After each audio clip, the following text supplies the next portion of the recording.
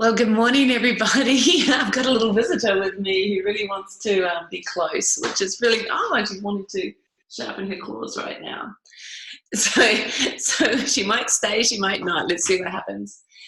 And well, it's a really nice point, actually, is connection and being together and that feeling that we're not alone. Oh my gosh, she's so gorgeous, isn't she? Yay. Oh, baby. And this is what we all want. We all just want to be acknowledged, to be together somehow, and to experience love.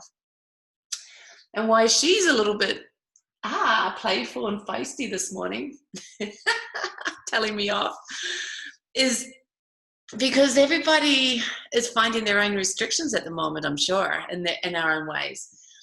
All around the world, the restrictions are still there or changing, or even let's go a little bit deep and spiritual right now, the restrictions in our mind too, the things that tell us we can and can't do things, the things that are being changed in our world, and that we're not completely agreeing with, or we're wishing for things to go back to the way they were. And regardless of what is going to happen, my little visitor, is we can always find peace and love in the moment right now. And that's what meditation is all about. I'm going to keep talking about meditation because she's just on my lap, cuddling my leg now.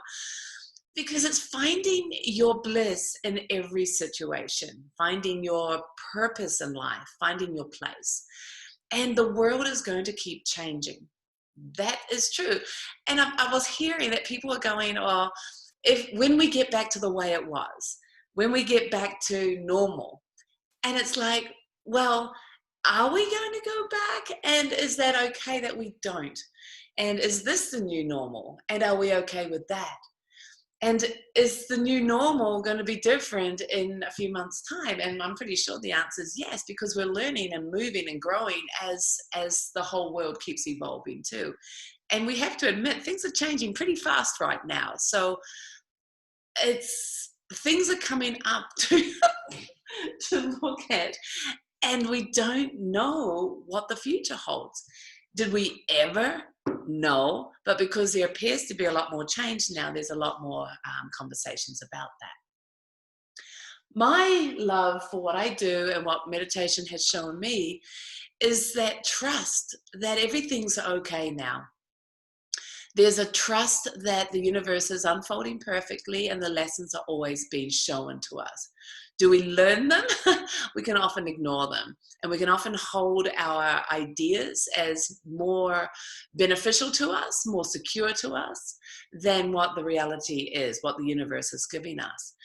So what I think we're all being shown and are constantly growing into is the desire to change, the ability to let go, the need in ourselves to find that contentment inwardly in our own self, in our own practice of meditation, and then to realize that we actually can rest into this moment and actually love it, can actually be in this immense amount of peace no matter what's going on.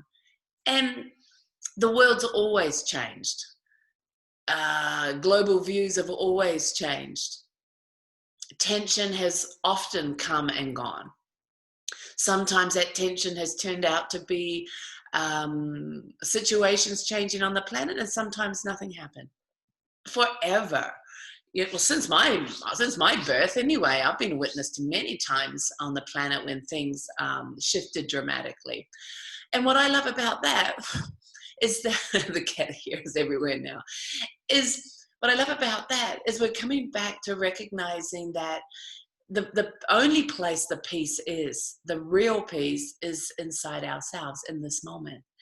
So how do we access that? When we recognize that right now is where there is contentment, then we're not searching for things to look different. When we're not searching for things to look different, we hold contentment in our own experience right now, because that basically is saying that everything is okay right now. Now, that's a huge, huge statement. Everything is okay right now, because it means I'm handing over my ideas of right and wrong. It means I'm handing over my ideas that something needs to change. It means I'm giving the trust back into the hands of the universe, into this higher intelligence, and saying, you do it. You got it.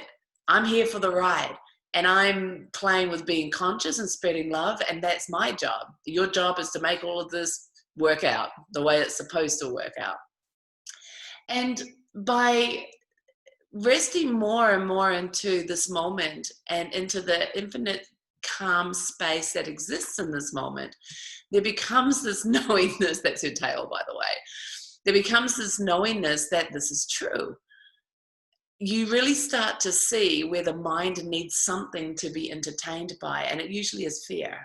And that's what anxiety comes down to. Something's wrong, something's wrong, something's got to be fixed. And if we can start seeing the thoughts for what they are and how limiting they are, but also how they don't give us the thing we're actually after. There is no answer in it. Answers don't actually necessarily come from the thinking part of ourselves. The answers often come from pure intuition or from the infinite space, from the universe. So that doesn't mean that we just sit back and do nothing.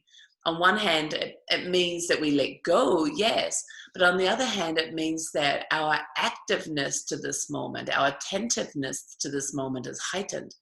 And that's how we live a life that's really present and involved and connected. Going back to connection with the beautiful white cat right at the beginning, is that connectedness exists in this moment. So there's never a sense of being left out or lonely or less than, because that connectedness exists through the connectedness to all beings in this present moment. It's amazing because we're all on our own journey of seeing if that's true for us. And however it is for you will be your beautiful path, your divine awakening, your lessons, your realizations as you deepen your own experience with that. Because it doesn't always just click like that. It's kind of like, oh yeah, I get it. Oh yeah, I get it. Oh yeah, now I really see what the universe is giving me. So we deepen our understanding and our love for this moment and for the reality of this moment as our own journey keeps unfolding. So hello again. So that's where meditation becomes a daily practice or a living experience, because because she's really feisty right now. Yeah, you just don't you bite me or attack me. Because by activating it as a practice daily, don't scratch up the chair, then you're constantly in your presence now, in your living experience of now, in your life. And so you're being shown and you're learning through life what are you letting go of now? What are you showing up for life now? What gifts are being given to you now? My gift is this beautiful creature wanting to spend some time with me while I'm trying to find a quiet moment to do this video with you. And again, that's perfection too, isn't it? So here's a beautiful example. Oh no, my studio is ruined right now because it's not going my way. Or this is what the universe is showing me right now. How can I be better? How can I be accepting? How can I be living in unconditional love with what the universe is giving me right now? She gets patted. But that's one example of what we do every day throughout our life. We have an idea of what direction we think we need to go in, and we will hold to that. We will fight for that. We will get angry because it's not going that way. We can bully other people because we want our way. We're in control, right? And so we can actually become mean and nasty in the idea that what I am doing is right. My righteousness, my way or the highway. And yet the universe is constantly supporting us, not our ideas, but us, our heart, our momentum into greatness, our realization of our divinity. The universe always supporting that. Your highest desire, your ability to live God, to live this moment, not to live towards it. I mean, that's also part of your path, but to really let go into it now. And so whatever you're being presented with, are you fighting it and resisting it? Or are you embracing it and living in love with it, living in unconditional love? Conditions is the, I never even understood unconditional love, because love has to have conditions, right? It's between you and that person, and to prove that you've got to do things. Well, that's very conditional, right? Unconditional is recognizing the love is greater than even two people. The love is greater than even the human form. The love isn't turning on and off like a tap. It's this undercurrent, this eternalness that exists always. And it's like the rain, it sprinkles on everyone and everything unconditionally, or like the sun, there is no judgment to where the sun shines or doesn't shine. That's the unconditional love that exists inside all of us. And then we pick our partner and we go through our evolution of expanding that love because of our past and our past hurts and our past protections that we felt we needed to do, which again is our divine path of how to let go into living unconditional love, experiencing it in moments, but then constantly allowing ourselves to open up and experience that more and more. It's so real that you have to move out of the mind and out of the limitations into experiencing now, to actually see those confinements and those barriers and those restrictions that we impose upon ourselves through our mind, to see where we are restricting ourselves to experience something greater, and to trust that, to let go into that, and to let that be okay for long enough that you really let go and allow that to be a living experience, not a fleeting moment. And to do that takes practice, because we're conditioned through our hurts, through our journey of life, through our learnings, through what we've been told. And so we are, now she's going to scratch my knee, so that we pick up those patternings and those walls and those restrictions so quickly, because it's where we believe we're safe. Because that's what we've had to do to survive to this point. And survival, I don't just mean through really intense times. I mean, even just, living with brother and sister, living with mum and dad, living with going to school. How did we survive those situations in a society that doesn't teach us constantly how to really be present? Right? And so we pick up the mental constructions to protect ourselves, because that's all we know. And now through meditation, we're going, oh, does this really serve me now? Because I'm actually getting a glimpse of something bigger and better. Or I'm hearing through a video that I don't need to hold on to this restriction in my mind anymore, that if I let it go, that I actually am safe, am beautiful, am lovable, I am okay. I can be myself without me judging myself or thinking that other people are judging me, even if they're not. But that mind game that goes on in us a lot is what limits us. So here we are in this beautiful moment of existence where, oh, I think she wants to climb on the computer, where we are seeing restrictions out here, and we're trying to deal with that because of the restrictions in here also. So it's a really beautiful time, because where actually is our freedom? And what does freedom actually mean? Because if out here in our world, those kind of ideas of freedom are being taken away from us, or being advised not to do it because it's a little bit silly right now. So if freedom isn't in travel, or even the idea of travel, it's not that I actually travel, it's because I just want to know that I can travel whenever I want to travel, that kind of freedom. Or I don't actually want to go to all the national parks in the world, but I want to know that I can if I wanted to. That's often the case, the mind thinking, oh, I want more, and don't take it away from me.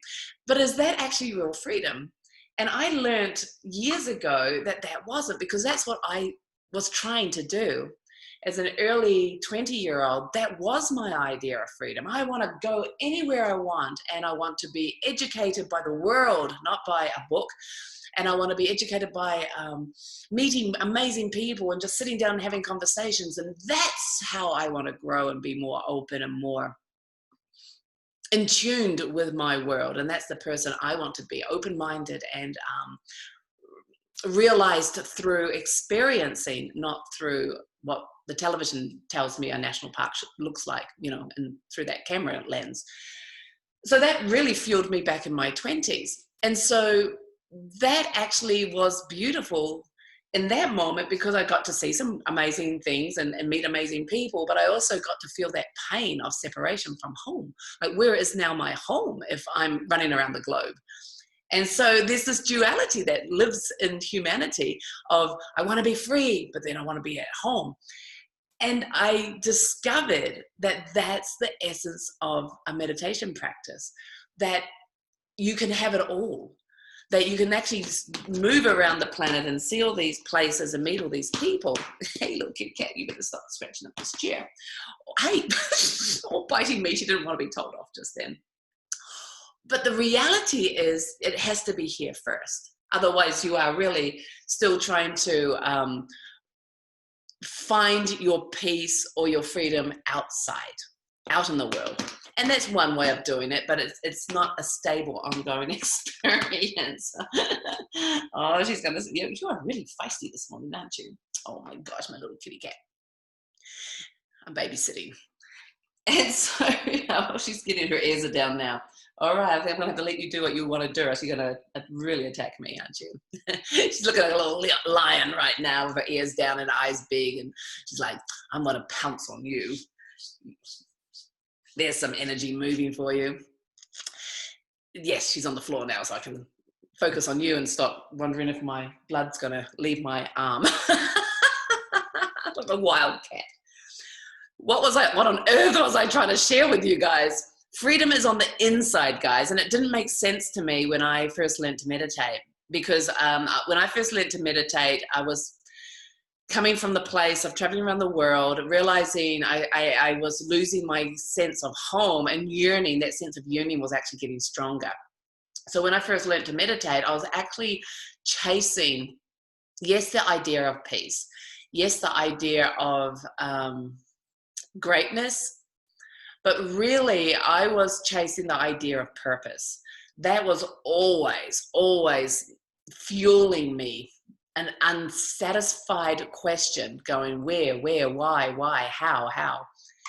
And in my little head, that burnt brightly and deeply. And so when I first learned the Bright Path meditation techniques, and you can learn whatever you learn or believe in what you believe in. She goes on the back of the chair now. What it showed me instantly was the mind. And I was like, well, actually, that's not what I thought I wanted in meditation. I wanted the magic and the purpose of life, and to channel this great energy and all that stuff. Read tarot cards and, I don't know, read energy from a jewelry. I kind of didn't know too much. And now it embodies everything. What is talked about as being alternative is actually very much my normal life, the ability to do distance healing. I don't personally do Reiki or anything, but I understand absolutely the divine energy moving through us all. And then some people are more sensitive and trained to actually do something with it, or focus it, I guess is what Reiki is. I'm not sure. I've been watching people read tarot cards and just seeing the magical messages that come through that, and trusting the universe in this moment is giving you the messages you need. I mean, what was I just sharing with you? You can't control your environment, but learn from it and see the messages from that. Because if the universe is infinite, it means there's no separation between you and it right now. So everything in your day right now is the universe sharing with you, elevating you, giving you reasons to grow, showing you places where you can be more loving, more compassionate, giving you the ability to rest back into the eternal peace that exists in this moment, and leave the mind, leave the crazy thinking that limits us and puts us back into fear and depression and anxiety and all those kind of things. So we're constantly given this choice to see something different. What do we do with it? That's our divine path. That's humanity's awakening. That's your beautiful awakening.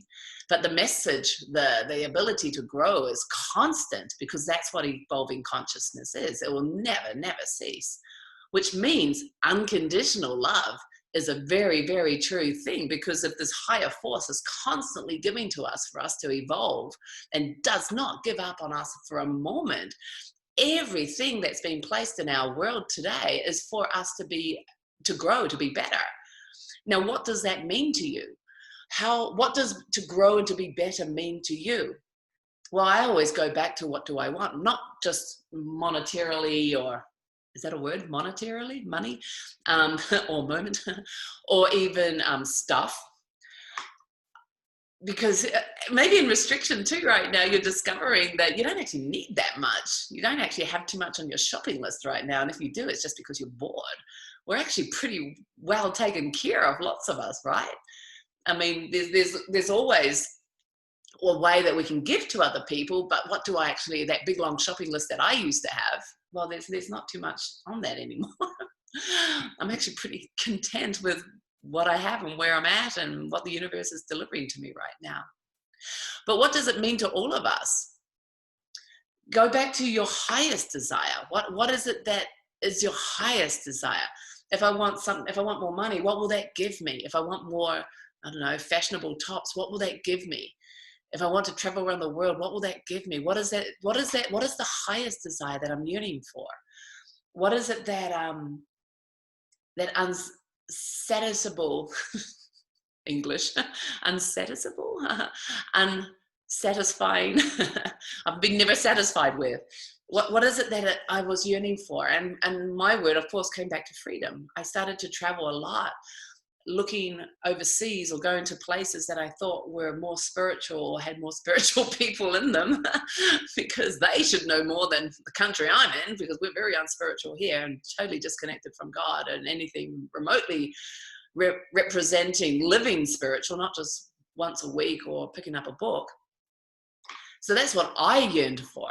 I believed in my heart that my purpose and my role to connect, here we go, back to connection again, existed in something greater than what I was living in and experiencing. And so that's what I was searching for. So at the beginning, when meditation was about thoughts and watching thoughts, I was like, no, where's the magic?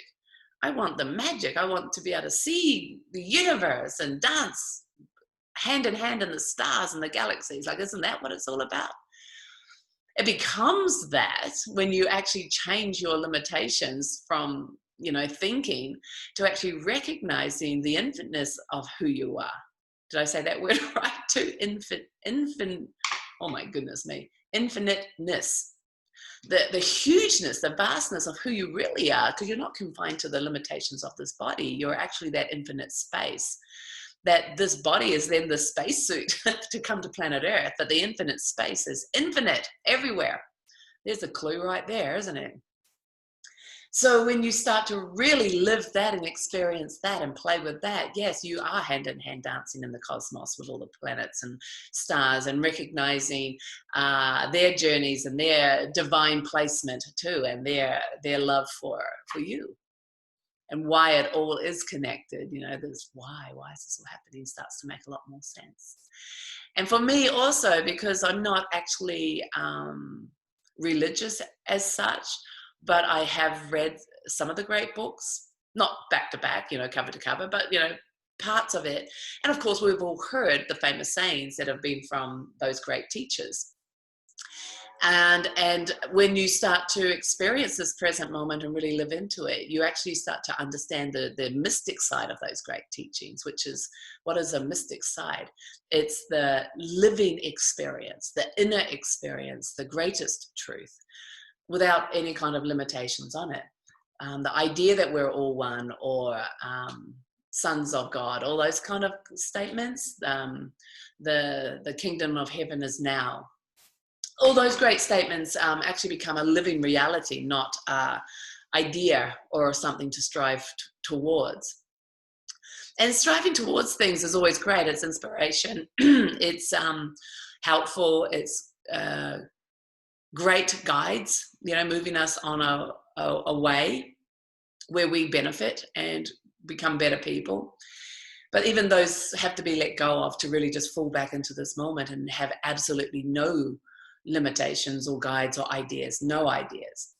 And that's very unique on this planet for people to be able to do that, because you need the guidance to get there, and then you need the ability to let go, and then you need the guidance to kind of keep letting go from something greater or someone else that's walked that path before you, so that you're very clear of what you're letting go of and what's actually intuition, what's actually your divine right to live, and the questions that come up, well, I have passions for this and I want to do that. And is that just a thought? Am I just still going around in my crazy head and got all these weird ideas that could limit me? And ultimately, just let's play with this one today. Who cares?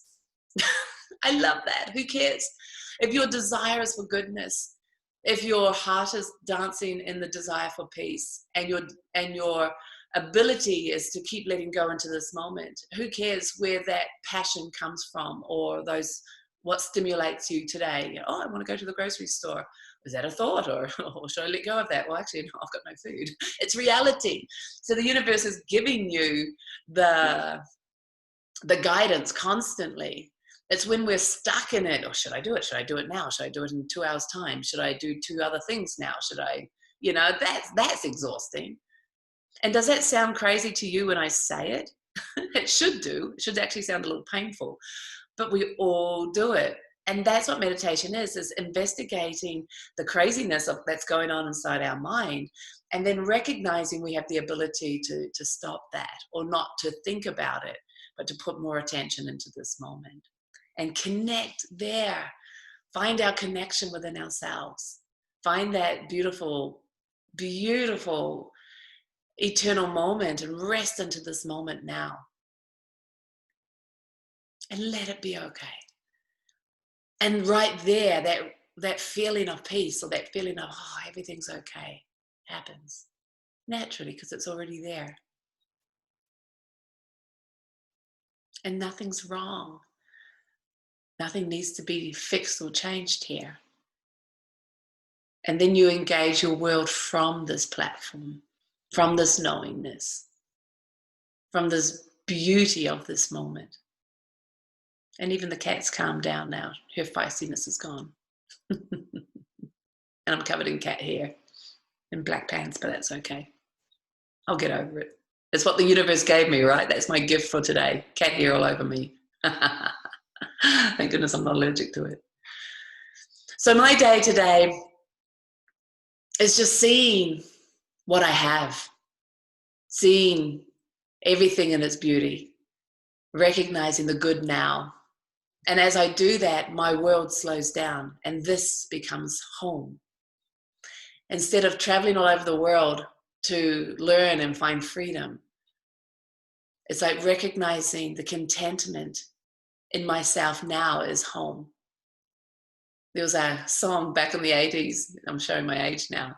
Home is, how did it go? Everywhere I go, wherever I lay my hat, that's my home. Who sang that? Put your comments below. Who sang that? Wherever I lay my hat, that's my home. It was a guy that had a real raspy voice. And it came out amongst all the rock and roll and, 1980s. Gosh, I might even have the era wrong. Maybe it's the 19th. It's wherever I lay my hat, that's my home. But that becomes your reality, that need to go and do, that action that gives us that anxiety feeling, or that doing feeling that's not complete inside of ourselves, that's not satisfied. That can be misled. You can have that action energy that actually is creative and passionate and doing and evolving consciousness. But when it creates uncertainty and angst inside of us, well, then we're missing the point and we're not resting into our home, into our center. So it's allowing ourselves to come back into this moment, really letting go into this moment and realizing the greatness of now and the greatness of everything around you now, and live in that contentment, find that contentment and be that contentment. Play with that. See how that is for you. Until next time, superheroes. And hopefully I won't be covered in cat scratches. I love you all dearly. Let's play and shine our beautiful light.